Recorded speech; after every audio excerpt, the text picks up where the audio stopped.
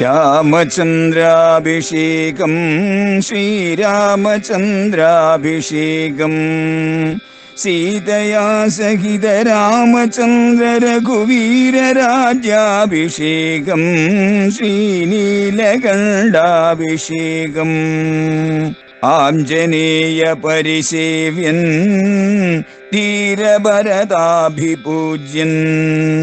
വീരലക്ഷ്മണ കുമാര ശത്രുഘ്ന സോദരാർച്ചിത പദാബ്ജൻ ശ്രീനീലകണ്ഠ ഹൃദയേശൻ രാമചന്ദ്രാഭിഷേകം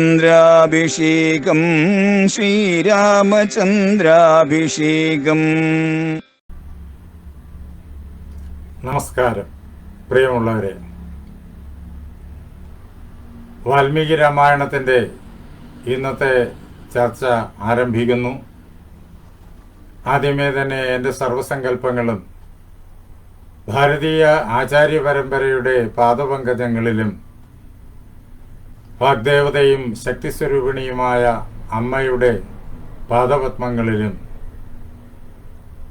എൻ്റെ ഗുരുനാഥനായ ജഗദ്ഗുരു സ്വാമി സത്യാനന്ദ സരസ്വതി തൃപ്പാദങ്ങളിലും എൻ്റെ പരമഗുരുവായ ബ്രഹ്മശ്രീ നീലകണ്ഠ ഗുരുപാദരുടെ പാദപങ്കജങ്ങളിലും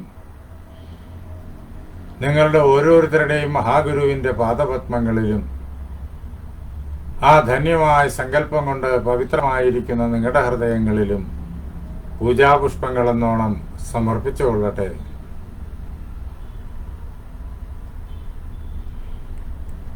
ശ്രീരാമചന്ദ്ര മഹാപ്രഭുവിൻ്റെ യുവരാജ്യാഭിഷേകം നിശ്ചയിക്കപ്പെട്ടു കഴിഞ്ഞു. അയോധ്യ മുഴുവൻ അലങ്കരിച്ച് നേരം പുലരുന്നതിനു വേണ്ടിയിട്ട് പ്രതീക്ഷയുമായി ജനങ്ങൾ അയോധ്യയിൽ ഉത്സവം ആഘോഷിക്കുകയാണ്. അവരുടെ ജീവിതത്തിലെ ഏറ്റവും മഹനീയമായ സുദിനം അതായിരുന്നു അത്. ഈ അവസരത്തിൽ താൻ രാമൻ അഭിഷേകം ചെയ്തിരിക്കുന്നു എന്നുള്ളതായ വൃത്താന്തം കൈകേയിയെ അറിയിക്കാൻ മഹാരാജാവായ ദശരഥൻ നേരിട്ട് പുറപ്പെടുകയാണ് കൊട്ടാരത്തിലേക്ക്, കൈകേയിയുടെ ഭവനത്തിലേക്ക്. എന്തുകൊണ്ടെന്നാൽ ഈ കാര്യം കേൾക്കുമ്പോഴേക്കും ഏറ്റവും കൂടുതൽ സന്തോഷിക്കുന്ന വ്യക്തി കൈകേയിയാണ് എന്ന് ദശരഥൻ അറിയാം. അതുകൊണ്ട് തന്നെ താൻ തന്നെ പറയണം എന്ന് അദ്ദേഹത്തിന് ആഗ്രഹം. അങ്ങനെ അദ്ദേഹം കൈകേയിയുടെ കൊട്ടാരത്തിലേക്ക് ചെല്ലുന്നു. പക്ഷേ ഇതിനകം അവിടെ ചില ഉപജാപങ്ങൾ നടന്നു കഴിഞ്ഞിരുന്നു. അടുത്ത പുലരിയിൽ രാമന് യുവരാജ്യാഭിഷേകം നടക്കും എന്നറിഞ്ഞ മന്ധര ഏതു വിധത്തിലും കൈകേയിയുടെ മനസ്സിനെ ഇളക്കി ആ അഭിഷേകത്തിന് തടസ്സം പിടിക്കാനും രാമനെ കാനനത്തിലേക്ക് അയച്ചിട്ട് ഭരതന് കിരീടം നൽകാനും വേണ്ടിയിട്ടുള്ളതായ കുതന്ത്രങ്ങളിൽ ഏർപ്പെട്ടു. മന്ധര കൈകേയിയെ വിപത്ത് സൂചിപ്പിച്ച് കൈകേയിയോട് കരുത്തോടെ പ്രവർത്തിക്കാൻ ആവശ്യപ്പെടുകയാണ്. പക്ഷേ രാമന്റെ യുവരാജ്യാഭിഷേകം എന്ന് കേട്ടപ്പോഴേക്കും കൈകേയിയുടെ ഹൃദയത്തിലുണ്ടായത് പരിധിയില്ലാത്ത സന്തോഷമാണ്. കൈകേയി മന്ധരയ്ക്ക് ഉടനെ തന്നെ സമ്മാനം നൽകുന്നു. ഇത് മന്ധരയുടെ മനസ്സിലേറ്റ വലിയ ആഘാതമായിരുന്നു. എന്താണോ താൻ പ്രതീക്ഷിച്ചത് അതിന് വിപരീതമായിട്ട് കൈകേയി പ്രവർത്തിക്കുന്നു എന്ന് മാത്രമല്ല, കൈകേയി തന്റെ മനസ്സിൽ രാമനെതിരെ വിദ്വേഷം വളർത്താൻ ശ്രമിച്ച മന്ധരയുടെ വാക്കുകളെ പരിപൂർണമായും തള്ളിക്കൊണ്ട് മന്ധരയോട് പറഞ്ഞു, എനിക്ക് രാമനും ഭരതനും തമ്മിൽ യാതൊരു വ്യത്യാസവുമില്ല. രാമൻ എൻ്റെ മകൻ തന്നെയാണ്. രാമന് ഏറ്റവും പ്രിയം എന്നെയാണ്. ഇതെല്ലാവർക്കും അറിയും. രാമൻ യുവരാജാവായി തീരുന്ന ദിവസം എൻ്റെ ജീവിതത്തിലെ മഹനീയമായ ദിവസമാണ്. ഞാൻ അതിൽ സന്തോഷിക്കുന്നു എന്ന് കൈകേയി ഉറപ്പായിട്ട് മന്ധരയോട് പറഞ്ഞു. മന്ധര കൈകേയിയുടെ മനസ്സിനെ പരിപൂർണമായിട്ടും മാറ്റിയിട്ട് കൈകേയിയുടെ ഹൃദയത്തിൽ ദോഷങ്ങൾ നിറയ്ക്കാനുള്ള പരിശ്രമത്തിലാണ്. അതിനു വേണ്ടുന്ന വാക്ചാതുര്യം അവൾക്കുണ്ട്, അതിനു വേണ്ടുന്നതായ അഭിനയപാഠം അവൾക്കുണ്ട്, അതിനു വേണ്ടുന്നതായ ബുദ്ധിശക്തി അവൾക്കുണ്ട്.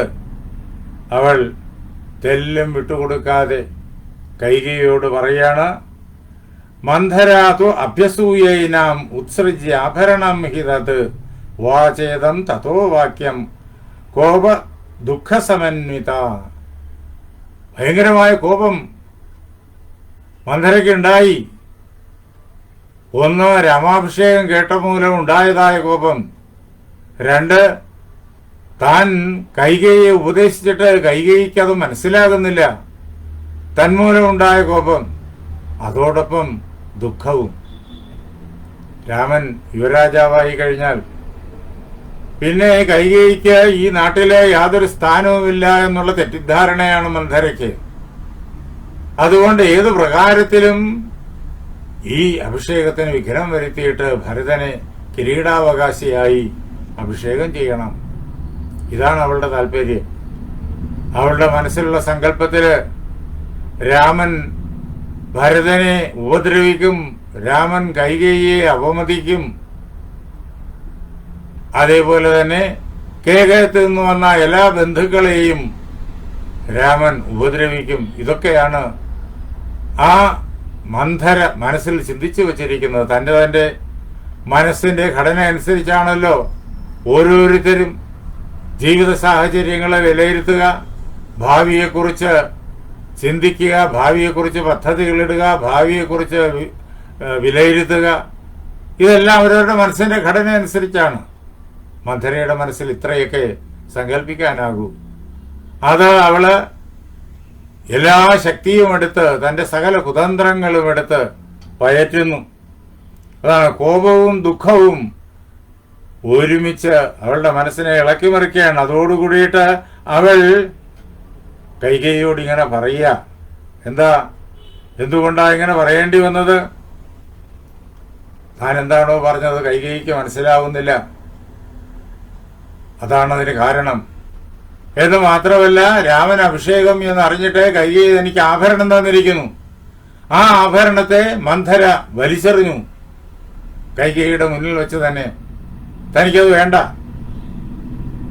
ഈ അവസരത്തില് രാമൻ അഭിഷിക്തനാകുമ്പോഴേക്കും ആ ആഭരണം ഒരിക്കലും സമ്മാനമല്ല, അപമാനമാണ് എന്ന് അവള് പ്രഖ്യാപിക്കുന്ന രീതിയിൽ തന്റെ കോപത്തെ പ്രദർശിപ്പിച്ചുകൊണ്ട് ആ ആഭരണത്തെ കളഞ്ഞു. എന്നിട്ട് വളരെ ക്രോധത്തോടു കൂടിയിട്ട് കൈകേയിയോട് പറയാണ്, ഹർഷം കിമർത്ഥം അസ്ഥാനെ കൃതവത്യസി ബാലിശേ. അല്ലയോ കൈകേയി, നീ ബാലിശപ്രകൃതിയാണ്. കുഞ്ഞുങ്ങള് മനസ്സില് കാപട്യമില്ലാത്തവരാണ്. അതുകൊണ്ട് ഈ പ്രപഞ്ചത്തിൽ സാധാരണ എല്ലാവരും ചിന്തിക്കുന്ന പ്രകാരത്തിലല്ല കുഞ്ഞുങ്ങൾ ചിന്തിക്കുന്നത്. അവര് ഈശ്വരന്റെ ഭൂമിയിലെ അവതാരമാണ്, നമുക്ക് എല്ലാവർക്കും അറിയാം. എല്ലാറ്റിനെയും അവർ സ്നേഹിക്കുകയും ആദരിക്കുകയും എല്ലാറ്റിന്റെയും സൗന്ദര്യത്തെ, നന്മയെ അവര് വളരെയേറെ പുകഴ്ത്തുകയും അതിൽ ആനന്ദിക്കുകയും ചെയ്യുന്നു. പക്ഷേ ഈ സ്വഭാവം മുതിർന്നതിന് ശേഷവും നിലനിന്നു കഴിഞ്ഞാലോ, കാപട്യം നിറഞ്ഞതായ ലോകത്തില് അത് മനസ്സിലാക്കാനും അതിനെ പ്രതിരോധിക്കാനും ശേഷിയില്ല എന്ന് വന്നു കഴിഞ്ഞാൽ അത് ഏറ്റവും വലിയ അപകടമായി തീരും. അത്തരം ആളുകളെ ആക്ഷേപിച്ച് പറയുന്ന വാക്യമാണ് ബാലിശപ്രകൃതി എന്ന്. നീ ഇപ്പോഴും നല്ലവണ്ണം ചിന്തിക്കാനുള്ള ബുദ്ധി നിനക്കുണ്ടാകേണ്ട ഈ സന്ദർഭത്തിൽ പോലും പറഞ്ഞു തന്നിട്ട് പോലും നീ മനസ്സിലാക്കുന്നില്ല. നീ ബാലിശപ്രകൃതിയാണ്, അറിവില്ലാത്തവളാണ്. യഥാർത്ഥത്തിൽ സന്തോഷിക്കേണ്ട സ്ഥാനത്താണോ നീ സന്തോഷിക്കുന്നത്? ക്രോധിക്കുകയും ദുഃഖിക്കുകയും ചെയ്യേണ്ട സ്ഥാനത്താണ് നീ സന്തോഷിക്കുന്നത്. രാമൻ യുവരാജ്യം എന്ന് കേട്ട് കഴിഞ്ഞാൽ നീ ക്രോധിക്കണം, അതേപോലെ നീ ദുഃഖിക്കണം. ആ ഒരു സംഭവത്തെ മുളയിലേ തന്നെ നുള്ളിക്കളയാൻ വേണ്ടുന്നത് നീ ബുദ്ധിപൂർവം ചെയ്യണം. പക്ഷെ നീ അതല്ലല്ലോ ചെയ്യുന്നതിൽ സന്തോഷിക്കുകയാണല്ലോ. നീ ബാലിശപ്രകൃതിയാണ്. നീ എന്തുകൊണ്ടാണ് അസ്ഥാനത്ത് ഇങ്ങനെ ആനന്ദിക്കുന്നത്? നീ എവിടെ നിൽക്കുന്നുവെന്ന് നീ മനസ്സിലാക്കുന്നില്ല. ശോകസാഗര മധ്യസ്ഥം ന ആത്മാനം അവബുദ്ധ്യസേ, നീ ദുഃഖത്തിന്റെ സമുദ്രത്തിന്റെ നടുവിലാണ്. ദുഃഖ സമുദ്രത്തിൽ പെട്ടുപോയി എന്ന് പോലും നീ അറിയുന്നില്ല. അതിന്റെ നടുവിൽപ്പെട്ടിരിക്കുന്നു. അതിൽ നിന്ന് രക്ഷപ്പെടണമെന്നുണ്ടെങ്കിൽ അസാമാന്യമായ ബുദ്ധി തീക്ഷ്ണതയോടുകൂടിയിട്ട്, കർമ്മകുശലതയോടുകൂടിയിട്ട് പ്രവർത്തിച്ചാലേ പറ്റൂ. അതും എത്രയും വേഗം വേണം. അല്പസമയം കഴിയുമ്പോഴേക്കും കിരീടധാരണം കഴിയും. പിന്നെ ചിന്തിച്ചിട്ട് കാര്യമില്ല, പിന്നെ ഒന്നും പ്രവർത്തിച്ചിട്ടും കാര്യമില്ല. അപ്പോ എത്രയും വേഗം അതിസാമർഥ്യത്തോടു കൂടിയിട്ട് പ്രവർത്തിച്ചാലേ പറ്റുള്ളൂ. പക്ഷേ നീ ഇങ്ങനൊരു ഭയങ്കരമായ വിപത്തിന്റെ നടുവിലാണ് എന്ന് പറഞ്ഞു തന്നിട്ട് പോലും മനസ്സിലാക്കാത്തവളായിട്ട് ഇവിടെ ഇരുന്ന് ആനന്ദിക്കുന്നു, ഉത്സവം ആഘോഷിക്കുന്നു. എന്റെ ഈ അവസ്ഥ കണ്ടിട്ട് ശോചാമി ദുർമതിത്വം തേ കാഹി പ്രാജ്ഞാപ്രഹർഷയേത് ഹരേഹ് സപത്നീ പുത്രസ്യ വൃദ്ധിം മൃത്യോരിവാഗതം.